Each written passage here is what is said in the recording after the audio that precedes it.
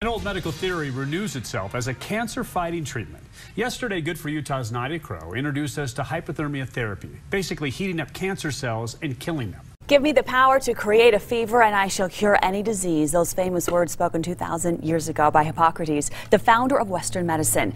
According to cancer.gov about hyperthermia, research has shown that high temperatures can damage and kill cancer cells, usually with minimal injury to normal tissues. 1982. Senior consultant and professor Dr. Niloy Dada has been researching and administering hyperthermia therapy ever since. We met him in New Orleans for an international conference on hyperthermia. He told us about one patient over the age of 75, unable to withstand chemotherapy for his sarcoma. Only protons on hypothermia. There's no chemotherapy and, if possible, no surgery. Other oncologists wanted to amputate his knee. Dr. Dada said no. After hypothermia therapy, and the patient is walking in front of you, no crutch, he is going for ski. What else do you want? You don't want anything else, I believe. Well, we've known for a long time that heating cancer cells kills them. And there's been actually decades of research devoted to trying to understand that effect. And there are a number of clinical trials that have been undertaken to try to understand how better to use heat. Therapy group had a complete response of 38%. With hypothermia, it increased to 60%. And that's the forest plot for the odds ratio. And what you find here is a nicely diamond here placed well in this side, which gives in fact an odd ratio of 2.6, which is highly significant, favoring radiotherapy and hypothermia. What are the results that we have got using hypothermia and radiotherapy, the published literature? Now, hypothermia is certainly a unique therapeutic modality with unique abilities. And as defined, it's something, a temperature which we play with around, say, 40 or 39 to 43 degrees centigrade. And it increases blood flow. Yes, I think we all agree to it. It improves the tissue oxygenation. It also thereby sensitizes or increases the oxygenation of the hypoxic cells and thereby making it heat sensitive. It inhibits the DNA repair, which is, I think, one of the major factors of a loss of radiation sensitivity. It also sensitizes the S phase cells, and there are certain tumor cells like melanomas which are supposed to be intrinsically heat sensitive. So these are some of the things which actually hypothermia is doing for us. And now if you look at the heat is still on, and he goes on to say that there is sufficient underlying biology to argue for a substantial benefit, and hypothermic oncology represents the strongest mean to improve ionizing radiation which we have ever seen, and is far superior to any other type of biological modifications. Not only this, he goes on to add that the most powerful way of sensitizing ionizing radiation, in fact, is heat. And this needs to be fully explored, of combining radiotherapy and hypothermia, but must be done with an open mind and a cool head. And in fact, could even be termed very rightly as a poor man's high LAT radiation. So if we take all these together, one thing comes out, that indeed it is a potent radiosensitizer. It has also been shown to be synergistic to a number of chemotherapeutic agents, and above all, I think what we just heard from our various colleagues, that there's no significant added morbidity. So therefore, is there any treatment which is as unique as hyperthermia? I don't think so.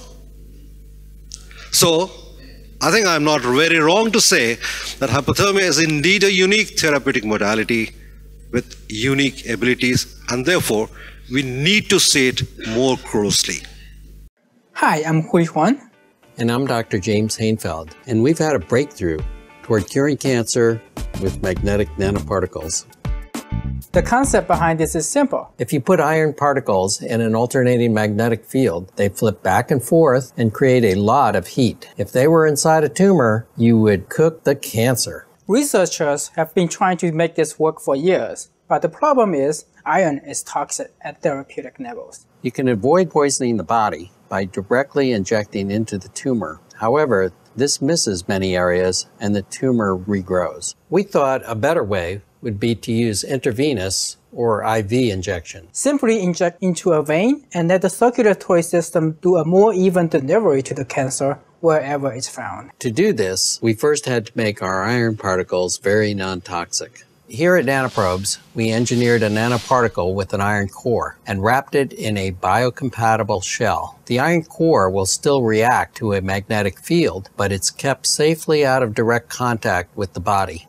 The next problem was targeting. Our magnetic nanoparticles have to leave the bloodstream and specifically target the tumor. We decided to take advantage of a natural property of cancer called EPR. Since tumors are growing, they call on the body to create lots of new blood vessels in and around them. New blood vessels are leaky, so anything of a particular size in the bloodstream will pass through and accumulate in the tumor, but stay out of healthy areas. Once we got our nanoparticles to just the right size, it worked. In our lab animals, after IV injection, the tumors became highly loaded, with 16 times the concentration in the tumor compared to the adjacent healthy tissues. The next step was to put our test animals inside a rapidly alternating magnetic field. Using an infrared camera to measure temperature, we can see it working. The tumors easily heat up to a lethal temperature. They actually liquefy, while surrounding healthy tissue stays cool and unharmed. The results are dramatic. With a single 3-minute treatment, the tumors are completely eradicated. With a precision finer than a surgeon's knife. We have achieved an actual cure rate of 78 to 90% in mice. It's also great news for combination therapy, where heating is used to greatly amplify chemo and radiation. So far, it's been difficult to heat deep tumors, but magnetic heating is perfect for this. The next step is really exciting. We're working with the National Institutes of Health in preparation for FDA approval. We need to bring this to patients as soon as possible. There's a long road of testing ahead, but we're very hopeful with these very promising results. To learn more, please visit us at nanoprobes.com. Thanks.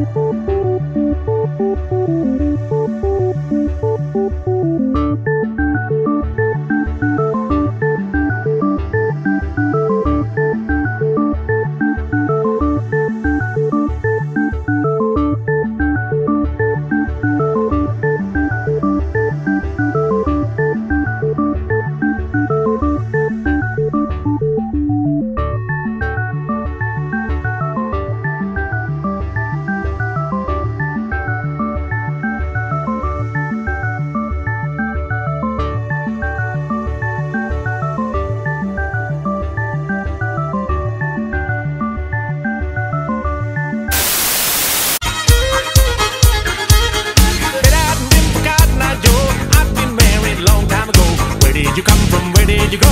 Where did you come from, Cotton Eye Joe? Get out and been to Cotton Eye Joe.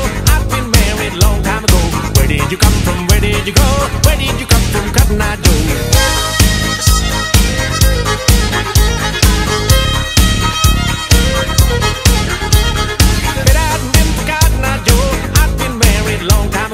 Where did you come from? Where did you go? Where did you come from, Cotton Eye Joe? Said I'd been to Cotton Eye Joe. Time ago. Where did you come from? Where did you go? Where did you come from, Cotton Eye Joe?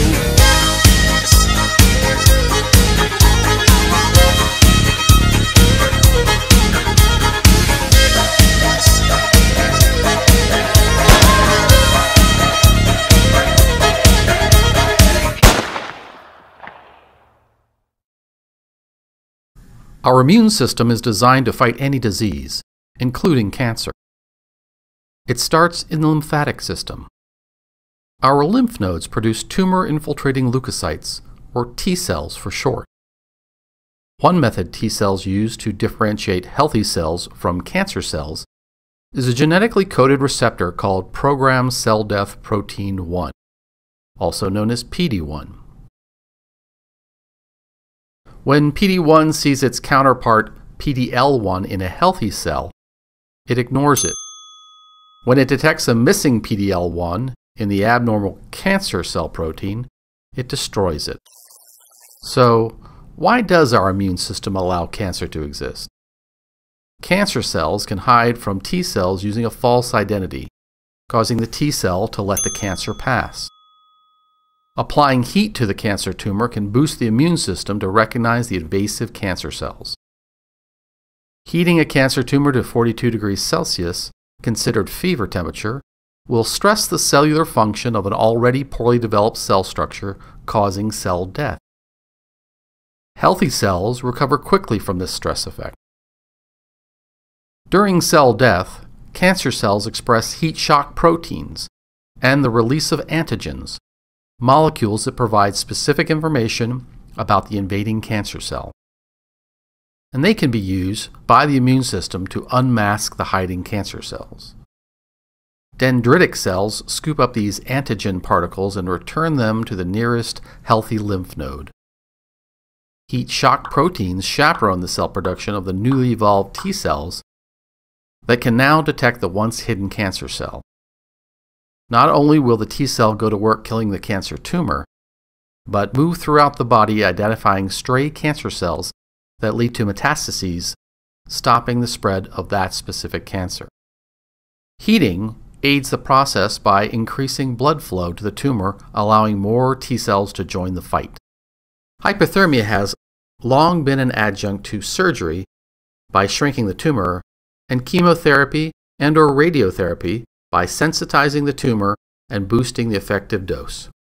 With the discovery of immune modulation, we see a bright future for hyperthermia as an adjunct to immunotherapy.